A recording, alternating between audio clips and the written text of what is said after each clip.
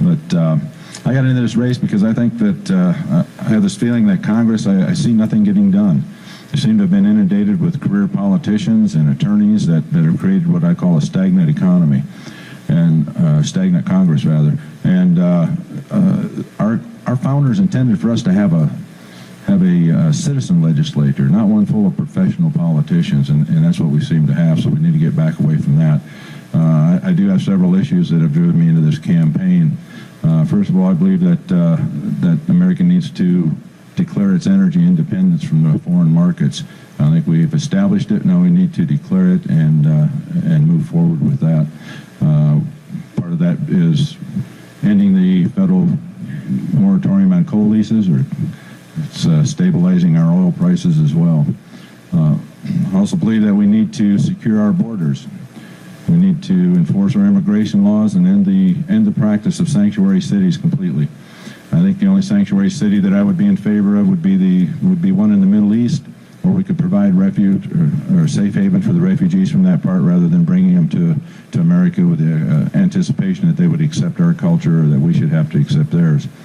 I also believe that we need to refortify our military, re-strengthen them to become the best and most efficient military in the world once again. And I believe veterans should never have to worry about the benefits they were promised or live homeless on the street while we pay to house those that entered our borders illegally. So I hope you'll give me a chance to give me your vote on August 16th. I've been in business my entire life, and I believe I have the skills and the background to do this job efficiently, and I'm certainly have the willing, able, and certainly inspired. Obviously, building coalitions is going to be massively important. I believe with my business experience, I mean, I started management. My first management job was when I was 14 years old. I managed a pinball arcade. So I mean, I've negotiated contracts and such, anywhere from the rent on a pinball machine to multi-million-dollar transportation contracts. What I intend to do when I get there is right off the bat, immediately start making contacts and building alliances and coalitions with representatives from other states that are similar to ours in nature, and that they have more than one energy source as their revenue, and building out from that. So you kind of start with the people that you have. You have to understand that it's a whole lot easier to build coalitions with people that are similar-minded in a similar situation. So we start there. It's like dropping a rock in the water, and you build out from there. The ripples just go out. You have to understand the difference between negotiating and compromising. I mean, there's a difference. I hate the word compromise. I will not compromise on principles. And what we have now, as far as working across the aisle, I believe one of the big reasons that nothing's getting done across the aisle is because of the situation of career politicians that are there, and they're so worried about their next election or their next appointment on a board or the next step up the political ladder that they go there and they do what I call play follow the leader.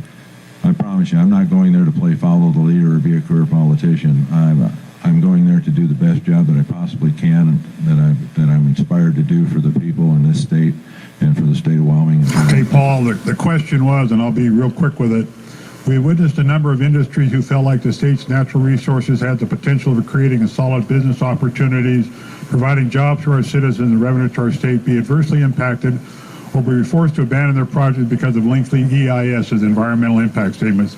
In your opinion, what's reasonable or time frame for an EIS, and what can we do to help those industries in our state? Well, thank you. I'll try to get through this fairly quick. Basically, the first thing that we need to do to control the length of time is it's called Article 1. It's the very first paragraph of the Constitution, which basically what it does is it gives legislative authority to Congress and Congress only, not to these regulatory agencies. And Congress needs to take that back. These regulatory agencies are there to enforce or oversee what Congress enacts, not to enact their own punitive regulations. As far as an exact time frame of what it should take, I mean, each project's going to be a little different. I mean, depending on the size of it, the location of it, and things like this. I mean, dragging it out there, I mean, there has to be some reasonable time. You know, if I was pinned down on a time, maybe 6 months on a big project, I don't know. It really is going to vary. The actual time is going to vary on the projects itself. So, but basically, the way to shorten that up is reeling in what I call the tentacles of the Kraken, the government being the Kraken and all these regulatory agencies being the tentacles that are just reaching out and just sucking the life out of businesses. So I'll go with that for my answer for that. Now your closing comments, please, Paul. All Paad. Thank you. There are a lot of candidates in this race. There's actually, I believe, 9 on the Republican ticket, but in my mind, you have 2 choices. You can either vote to stick with the status quo, or you can vote for a positive change. Now, if you feel like 15% of this country does, that Congress is doing a good job and they've been doing fine, well, there's certainly candidates up here that'll suit that. There, you have your status quo candidates. If you feel that there aren't enough attorneys in Washington, that's one thing I agree with Darren. Is there are way too many attorneys? If you feel like we certainly have attorneys up here that you can send to Washington. But if you're like me, like the other 85% that feels, that Congress has just been as messed up as it can possibly be, then I'm going to ask you to vote for me, Paul Paad, on August 16th. Because what I think Wyoming needs, what Wyoming deserves right now, is someone that's a proven leader, proven fighter, someone that will stand up and fight and defend, fight for Wyoming jobs and defend Wyoming families, defend Wyoming values. And that's exactly what I've been doing for 17 plus years at the city and the county and the state level as a lobbyist and such. Not because it was my job or because I was elected to do so, but because it was the right thing to do. And that's what we do in Wyoming. We stand up next to our neighbors, shoulder to shoulder, and support them in their fights for their liberties and personal rights and property rights and business rights.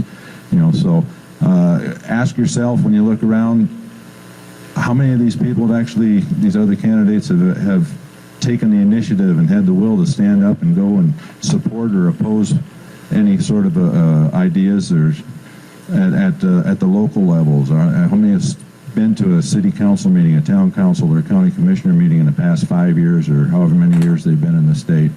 Ask that, and you'll find out then if they're really inspired to stand up and fight for their neighbors like I am. So I'll ask again for your vote on August 16th. Paul Paad for Congress. It's 1P, 2A's, 1D. It means people against another Democrat.